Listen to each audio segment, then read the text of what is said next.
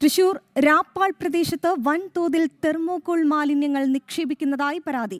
ഗുരുതര പാരിസ്ഥിതിക പ്രശ്നങ്ങൾ സൃഷ്ടിക്കുന്നതായും പ്രദേശവാസികളുടെ പരാതി. സ്വകാര്യ വ്യക്തിയുടെ പാടശേഖരത്തിലാണ് മാലിന്യങ്ങൾ കൂമ്പാരമാകുന്നത്. പറപ്പൂക്കര പഞ്ചായത്ത് 2-ാം വാർഡ് രാപ്പാൾ പള്ളം പ്രദേശത്താണ് ഏക്കർ കണക്കിന് സ്ഥലത്ത് തെർമോകോൾ മാലിന്യങ്ങൾ തള്ളിയിരിക്കുന്നത്. ശീതീകരണ സംവിധാനങ്ങളിൽ ഉപയോഗിക്കുന്ന കനം കൂടിയ തെർമോകോൾ അവശിഷ്ടങ്ങളും മത്സ്യം കയറ്റുമതിക്ക് ഉപയോഗിക്കുന്ന പഴയ തെർമോകോൾ പെട്ടികളുടെ അവശിഷ്ടങ്ങളും പ്ലാസ്റ്റിക് മാലിന്യങ്ങളുമാണ് കുന്നുകൂടി കിടക്കുന്നത്. സ്വകാര്യ വ്യക്തിയുടെ സ്ഥലം പാട്ടത്തിനെടുത്ത് ഇക്കോ ടൂറിസം പദ്ധതി ആരംഭിക്കുന്നു എന്നാണ് പുറത്ത് പറഞ്ഞിരിക്കുന്നതെന്ന് പ്രദേശവാസികൾ പറഞ്ഞു. പദ്ധതി ആരംഭിക്കുന്നതിനായി 450 സ്ക്വയർ ഫീറ്റ് ഓഫീസ് കെട്ടിടം ആരംഭിക്കുന്നതിന് വേണ്ടി മാത്രമാണ് പഞ്ചായത്തിൽ നിന്ന് അനുമതി നൽകിയിട്ടുള്ളത്. ഇതിന്റെ മറവിലാണ് ഇപ്പോൾ വൻതോതിൽ മാലിന്യം സൂക്ഷിക്കുന്നത്.